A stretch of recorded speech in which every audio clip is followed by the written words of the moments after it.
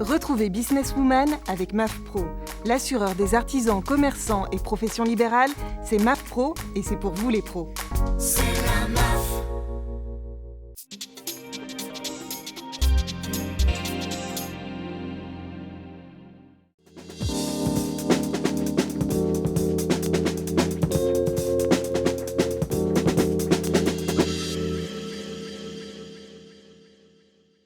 Bonjour à tous, vous êtes sur Demain TV et voici l'émission Business Woman. Aujourd'hui, le thème, c'est transformer les freins en challenge. Nous allons mettre en avant les femmes et parler des femmes et de la peur de l'entrepreneuriat.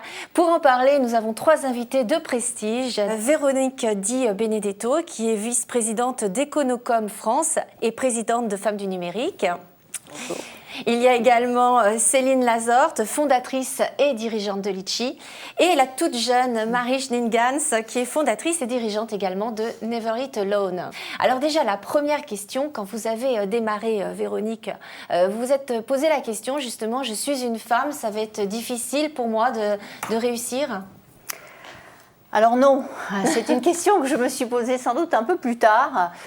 Donc j'ai démarré dans les années 80, classiquement chez IBM, pour très vite voir que c'était une entreprise dans laquelle je ne pouvais pas me développer comme je le souhaitais. Et donc j'ai fait un saut entrepreneurial. Je me suis posé la question plutôt plus tardivement, quand j'ai eu 50 ans, et où je me suis retournée quand j'étais donc à la direction France d'Econocom. Je me suis retournée et puis je me suis dit tout d'un coup, dans le COMEX, dans le CODIR, il n'y a pas de femmes. Pourquoi ? Et bizarrement, vous allez me dire, pourquoi vous n'êtes pas posé cette question plus tôt ? Moi-même, voilà, j'ai dû sans doute, il y a dû y avoir une maturité qui s'est faite dans un cheminement qui s'est fait dans ma tête. Et donc, là, je me suis tournée sur cette cause. Je me suis vraiment investie sur cette cause en disant, mais les filles, il y a des opportunités dans l'informatique, dans le numérique, et vous n'y êtes pas, comme c'est dommage. Voilà. Et là, mon investissement personnel sur ce thème-là a été de plus en plus fort. Et vous, Céline, quand vous vous êtes lancée, est-ce que vous vous êtes posé des questions, justement, le fait d'être une femme ? C'est vrai qu'à la création de Litchi, donc ça remonte à il y a déjà quelques années, à aucun moment je me suis dit je vais le faire ou ne pas le faire parce que je suis une femme. En fait, je crois que ce qui m'a animée, c'est l'idée de Litchi, l'idée de la cagnotte en ligne. J'avais l'impression qu'il y avait des tas d'usages possibles. Le service n'existait pas, il y avait aucun concurrent, que ce soit en Europe, aux États-Unis. Et c'est vraiment une envie viscérale qui m'a poussée à entreprendre. L'entrepreneuriat était pour moi à ce moment-là un moyen et pas une fin. Et la question d'être une femme là-dedans m'était complètement inconnue. Après, je crois que j'ai eu la chance d'être éduquée comme quelqu'un de libre et sans se poser la question de savoir si être une femme est un frein ou un atout dans la vie professionnelle, mais avec l'idée que voilà, on doit travailler dur pour réussir et réussir ses rêves, et la question d'être une femme était vraiment subsidiaire. Donc vous n'êtes pas posé la question. Et vous, Marie, alors vous, parce que vous êtes toute jeune, vous êtes un peu junior entre guillemets, bien sûr. Et vous, est-ce que vous êtes posé la question ? Parce que là, pour le coup, c'est très récent, votre création d'entreprise. Alors en fait, moi j'étais étudiante et donc j'ai dû faire un stage un peu comme tout le monde. Donc je me suis retrouvée en finance. Il n'y avait pas déjà beaucoup de femmes, mais je me suis pas dit oula, je vais pas réussir parce que je suis une femme. Je me suis dit je vais travailler comme Céline.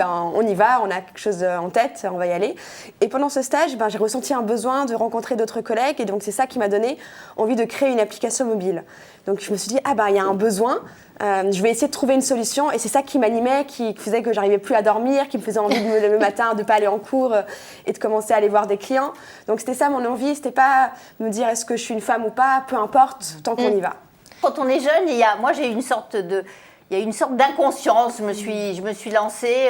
Je pense que j'avais même pas conscience des difficultés que ça pouvait, parce que forcément des difficultés, vous en croisez un paquet, vous rencontrez des échecs, vous vous heurtez à des obstacles, mais je pense que quand on est jeune et qu'on a, comme Marie ou Céline en parlait, c'est ce rêve de dire j'ai envie que, voilà, je suis déterminée, j'ai envie que ce rêve se concrétise.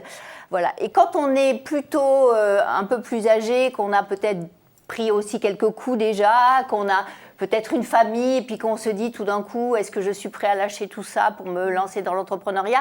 Il y a certainement un questionnement plus fort, mais je pense qu'il ne faut pas s'arrêter là, parce que je pense qu'on a plus de regrets dans la vie avec ce qu'on n'a pas fait qu'avec ce qu'on a fait. C'est une belle phrase d'ailleurs de Mark Twain que j'aime beaucoup. Et qu'il faut vraiment se dire à un moment donné, voilà, qu'est-ce que j'ai envie de faire de ma vie, comment j'ai envie de la vivre et de sauter, de prendre le risque. Et puis aujourd'hui, dans l'entrepreneuriat, on a quand même la chance d'être très accompagné. Il y a énormément de possibilités en France aujourd'hui. Vous pouvez aussi vous associer, d'ailleurs, de monter ça à 2 ou à 3, c'est quand même une force extraordinaire. Donc je pense que, voilà, je peux comprendre le questionnement, mais je pense qu'il faut essayer de le dépasser. Alors juste le fait de ne pas savoir est une chance, en fait. Oui, c'est ça, c'est l'insouciance. C'est une grande chance, bien sûr. La naïveté est une grande chance, c'est tout à fait exact. Alors justement, vos vies de famille, sans rentrer dans vos vies privées, vous avez pu concilier vos vies de femme, vos vies de mère et votre profession? Est-ce que ça, c'est conciliable? On peut le dire aux femmes, les deux sont possibles.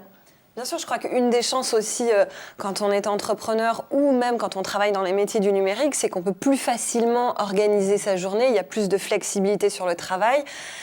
C'est quand même une question qu'on se pose, c'est qu'aussi on ramène le travail à la maison, donc voilà, les frontières sont moins claires, mais ça nous permet quand même d'avoir une meilleure organisation du temps de travail. Moi, il peut m'arriver d'aller déjeuner si mes parents sont de passage à Paris et de parvenir au bureau avant 15h et de prendre ce plaisir-là, qui est assez rare.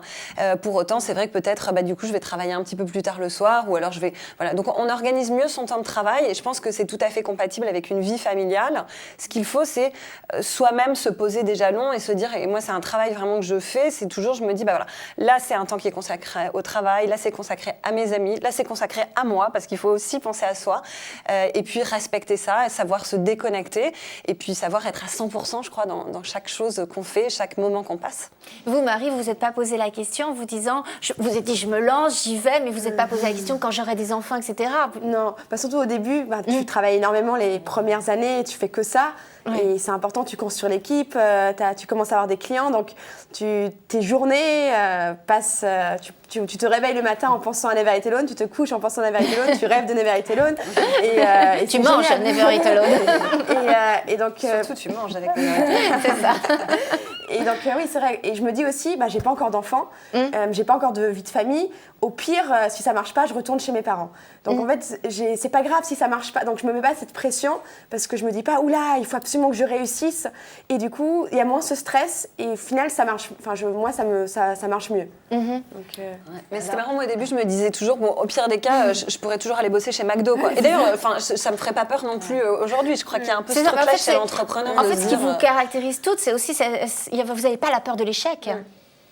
Alors, non, la peur de l'échec. Il y a toujours quand même, quand on se lance dans quelque chose de nouveau, on se dit, bon, est-ce que ça va marcher? Il y a toujours un petit questionnement par rapport à ça, mais je suis tout à fait d'accord, c'est qu'on se dit qu'on a la capacité de rebondir ailleurs. Si ça ne marchera pas, il se passera autre chose et ça sera de toute façon bien, puisque l'échec... je le dis souvent, en fait, c'est vraiment une expérience que vous vivez. C'est pas un échec, c'est vous avez appris quelque chose et donc c'est quelque chose qui va vous aider à aller plus loin derrière.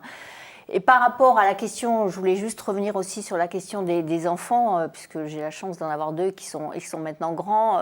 Je me souviens qu'au moment où j'ai accouché, on m'avait offert un poste extraordinaire à l'international. Donc j'ai démarré ce poste avec un bébé qui avait pas 3 mois. Et pourtant, je l'ai fait parce que j'avais vraiment cette envie de le faire.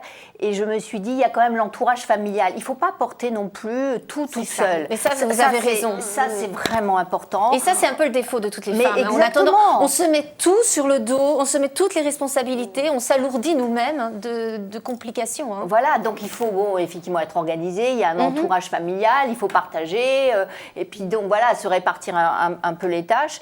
Et moi, je me suis toujours dit quand même que la notion aussi de plaisir, parce que moi j'ai toujours pris plaisir à ce que je faisais, était quelque chose qui me guidait, parce que si je n'étais que guidée par le devoir, c'est pas une vie.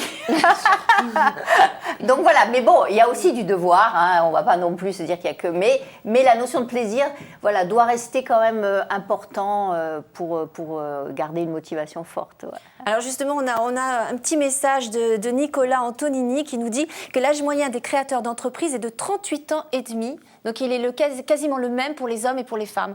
Donc comme quoi, il ne faut pas se bloquer avec l'âge. Et donc si on est une femme, qu'on a 38 ans et demi, On peut se lancer, c'est l'âge moyen, donc pas de complications de ce côté-là. Bien au contraire. Même si on a 40 ans. Même plus tard, j'ai 38 ans et demi parce que c'est marqué. En tout cas, merci pour l'info. Voilà, il n'y a pas d'âge pour entreprendre, Oui. comme il n'y a jamais, ça n'est jamais trop tard. Voilà. Ça, c'est important de le dire aussi, je crois. Donc voilà, Parce ici que on est l'expérience, elle a de la valeur. Voilà, Voilà. jamais trop tôt non plus, même si on a Et envie au c'est lycée jamais- de commencer à entreprendre, ne pas attendre son bac pour y aller. Voilà, donc Parce qu'en France, on a peur d'entreprendre Voilà. quand on n'a pas de diplôme.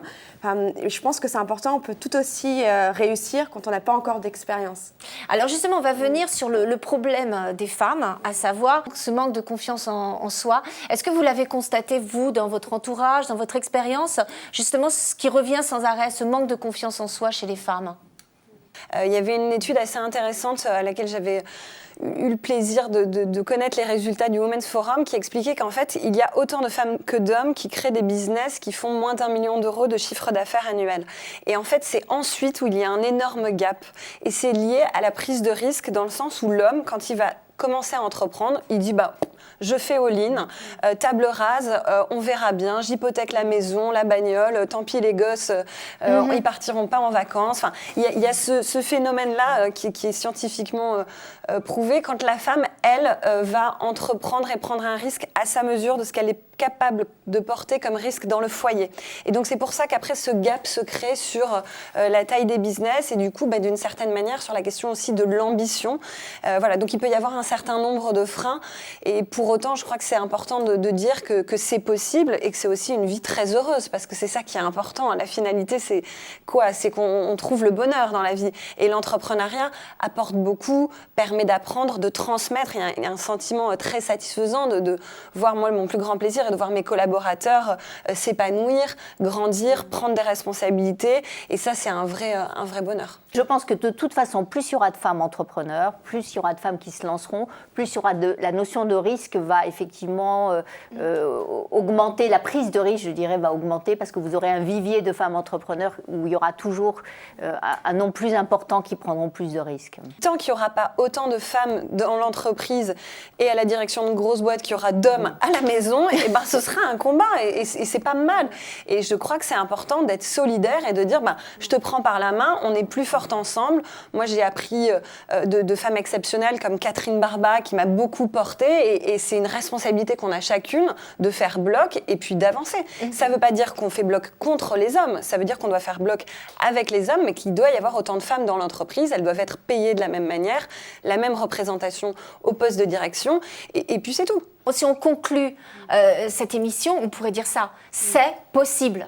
On peut y arriver. On peut y arriver, les filles. On y va. Et surtout, à tout moment de la vie. C'est ça. Ne pas se mettre des freins de jeunesse ou de vieillesse. Voilà. Merci à toutes les trois. C'était une très belle émission. Le temps est passé très vite en votre compagnie. Merci pour votre partage. Nous, on se retrouve le mois prochain sur Demain TV. Bien sûr, ce sera également en live sur Facebook et sur wedobiz.com et ellesentreprennent.fr.